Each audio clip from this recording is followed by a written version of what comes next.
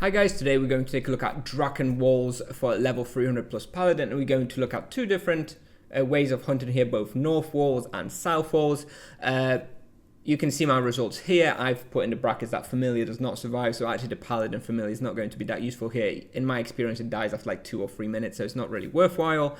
Nevertheless, looking at experience, south walls is slightly better, somewhere around 2.1 kk raw, and north walls was about 1.9 kk raw for me. Either way, you can expect somewhere around 2 kk raw, which is about 3 kk on 150%, and loot kind of varies as well, depending on how lucky you get with your rings of the skies and stuff, but the profit somewhere between like 250 to 400k per hour for this sort of level 300 Paladin. And this place peaks at somewhere about 2.2 kk raw for a Paladin. It's going to be pretty tough to get more than that. Due to the nature of your damage type, you don't quite deal that much damage to them. Difficulty, I give it 4 out of 10. It's not too bad, really. I mean, if you get trapped by like 8 of them and you get, you just kind of box in for ages, it can get a bit dicey, so make sure to have those ultimate spirit punch potions on hand, but overall it's not too bad.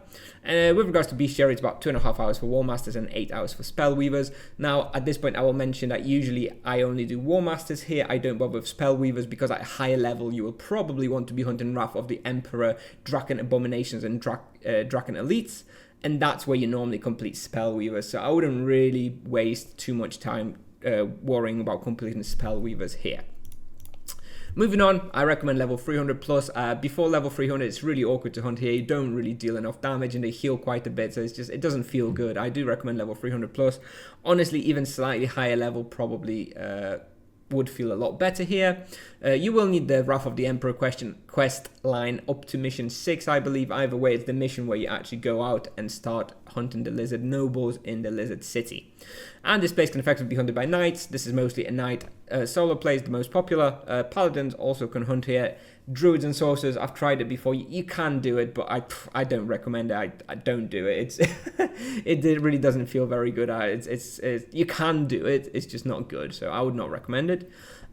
Duos hunt here pretty well. It's always been a popular duo spot, something like 130 EKED, very good. Full team hunt, maybe 10 years ago, but these days probably not quite good enough to be a viable team hunt, to be honest. For recommended imbuements, all standard. I wouldn't really bother with protection imbuement. As you can see, the damage split between energy, fire and earth is pretty much the same, about 16% for all 3 of those, which means it's quite difficult to use a protection imbuement to really make a difference. Personally, wouldn't bother. Just prioritize physical protection and then just try and get, maybe a gnome armor, maybe a lion spangle helm, just to mitigate some of those elemental damages. With regards to supplies per hour, I use about 300 great mana potions. Actually, not too many. You don't need to spend too many potions there. Your leeching is pretty efficient. 5 ultimate spirit potions just to be safe, about 1500 diamond arrows, about 700 avalanches, and about 6 bullseye potions per hour. With regards to charms, I would apply freeze on war master and then zap or wound on spellweaver if you have them unlocked. Like I mentioned, I wouldn't really bother hunting here this long. It's not that great for a paladin to really be wasting like 20 hours hunting here, but nevertheless, zap or wound would be the best for spellweaver. With regards to the wheel, if you're scared and you're struggling here, then T1 gift. Alternatively, I would recommend T1 grenade. These monsters don't run away, so it's pretty easy to hit them. T1 grenade is probably best for optimal play, but T1 gift would be fine as well. And with regards to the character in the video, it's a level 321 Paladin with 222 distance skill, 32 magic level with loyalty, and no combat praise, and I believe no charms. I might have a charm on War Master, I don't remember now, I recorded this a while ago, but either way, doesn't make too much of a difference. So, let's take a look at the route, and basically there is, let me first show you where is the cutoff. So basically those up here is what you would consider walls north, and all this here is what you would consider walls south. Okay, so that's the cutoff. Basically nobody hunts this long corridor here because it's a pain in the ass. So basically this is walls north and walls south, at least how I know it, and frankly I don't see how else you could split it.